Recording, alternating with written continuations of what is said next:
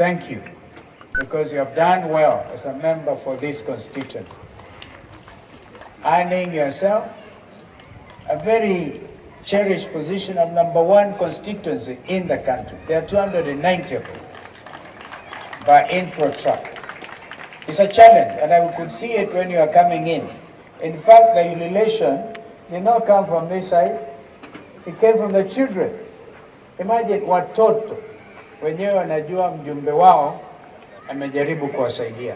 Please keep up the spirit and do not be discouraged in any way by the political shenanigans going on in the country.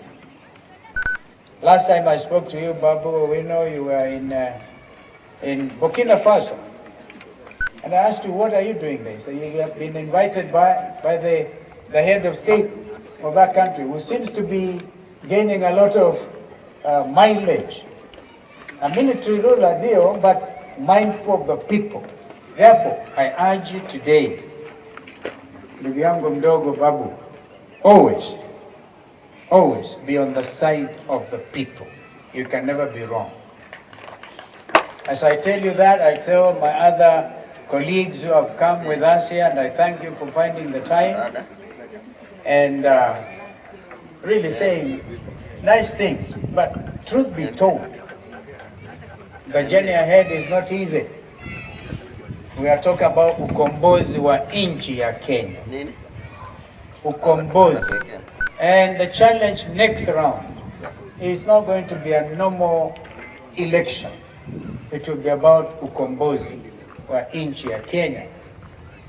I think Madam Ruth shared with me that your late husband was even thinking of continuing with a bit of political career, because being chair, national chair of KEPSHA, and you're talking about 46,000 headmasters and principals, that's a very political office.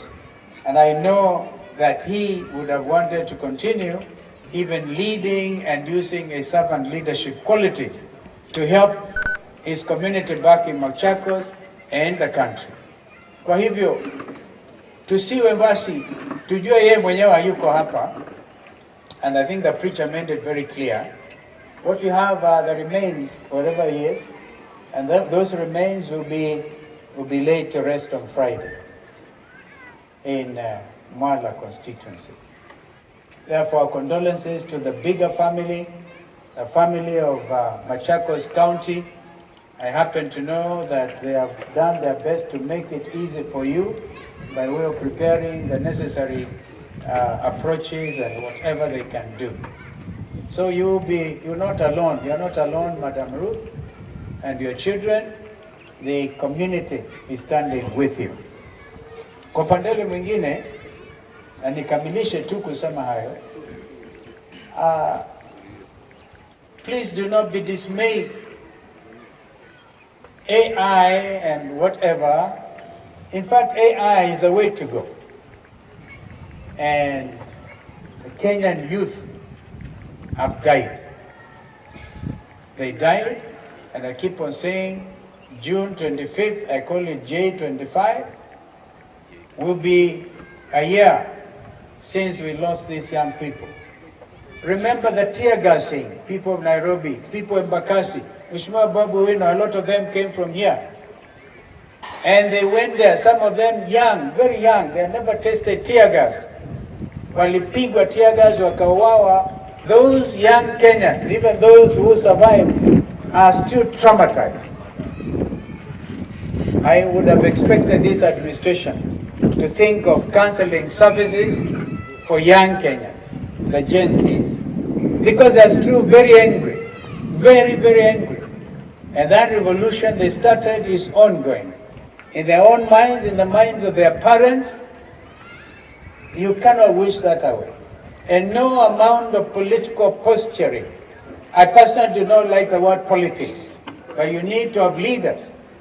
I believe in leadership, and particularly servant leadership. But that is a challenge. Mwalimu Collins, our brother, the Secretary General of KNUT, I urge you to stand strong like Ambrose Adongo used to stand strong. And Eric Katumanga, are you still there? and Kina Eric Katumanga, when I was Minister for Education for 3.5 years, I knew what I was talking about, preparing the ground so that President Kibaki could declare free and compulsory primary education. Our education system now runs seriously compromised up to the very top. And we have a lot of work to do in trying to properly put our education back on track again. But I want you, Mheshimiwa Secretary General Collins, to be very bold, and say it as it is. Your teachers are hurting. Now, I gather that 100,000 of your members have applied for promotion this year. In fact, I'm told 25,000 are the only positions that are available for promotion, mwalimu. Mume apply nyinyi.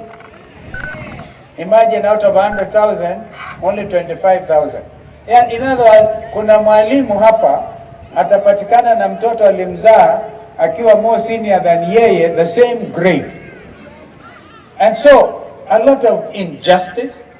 Even the criteria used to promote teachers is opaque. And what the young Kenyans are saying, they want transparency.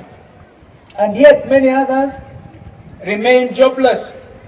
And if you do not belong to Kenya Kwanza, in terms of where your loyalty is in parliament, utaona kwamba recruitment letters are dished out, yeah, to candidates at funerals like now. If I'm not wrong, we saw that. Wanapatiwa barua kaandikishe, wewe mheshimiwa babu wenu, kwenda kwa sababu wewe ni mwaminifu kwa Kenya Kwanza, kwenda andikisha watoto. You find teachers who have been unemployed since they qualified for the last 7, 8, 10 years being left behind, na mtu amekamilisha last year anapata kuajiriwa. Where is the justice? Mheshimiwa Collins, Secretary General, that's my challenge to you as we honor this distinguished teacher and administrator.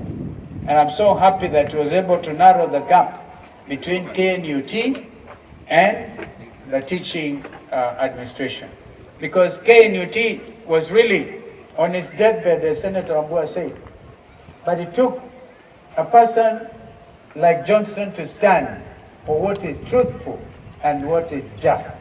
So Kenyans, fellow Kenyans, this is a time for us to stand for what is true, what is just, what is fair, what is in the best interest of this country. Mambo ya mengine tutazungumza kesho na baadaye tukisonga mbele. We are ready for this challenge because we have a nation to salvage. It is really salvaging a whole nation.